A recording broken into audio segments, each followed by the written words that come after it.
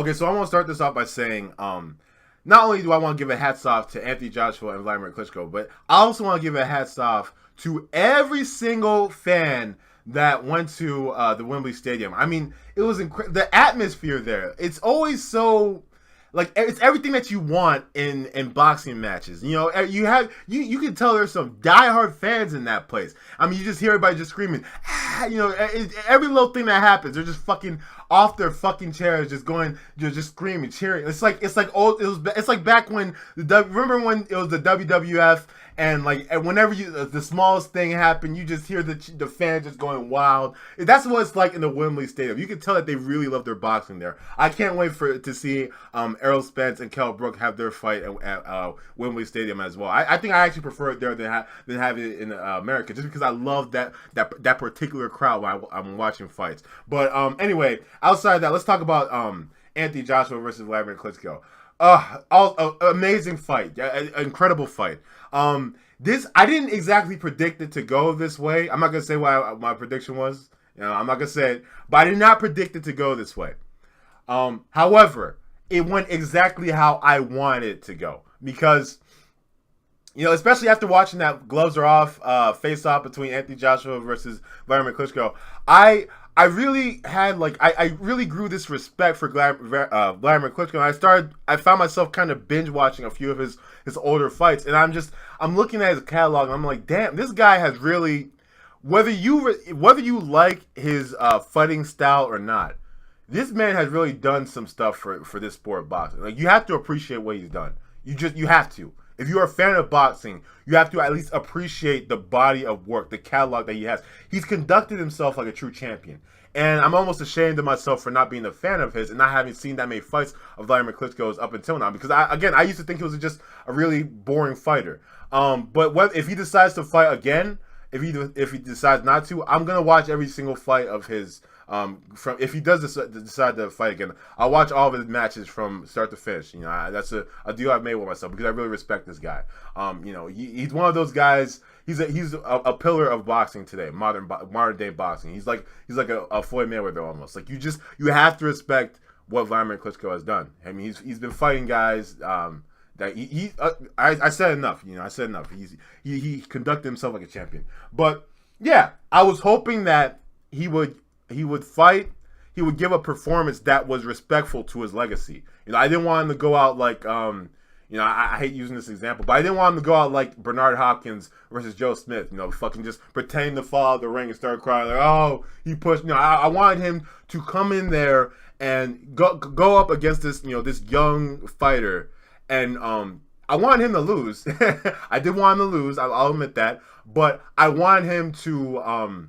Well, I don't know why I'm admitting it. I'm not ashamed of that. But yeah, I wanted him to lose, but I wanted him to lose with dignity. I wanted him to show, and he did that. When Anthony Joshua put Vladimir Klitschko down in the 5th round, Klitschko came back up, and he came up like a true champ, like a guy that was not just that was defending his legacy. You know, he did not want people that actually cared about him to see him in such a state. He came out there and started swinging for the fences, and he said, you know what, you know, that was a good shot, little man, but guess what? I'm gonna put you down right now. And the next round, that's exactly what happened. He had Anthony Joshua, he put him on the mat for the first time in his professional career, and he turned me. Vladimir Klitschko turned me into a diehard fan for like a good few minutes.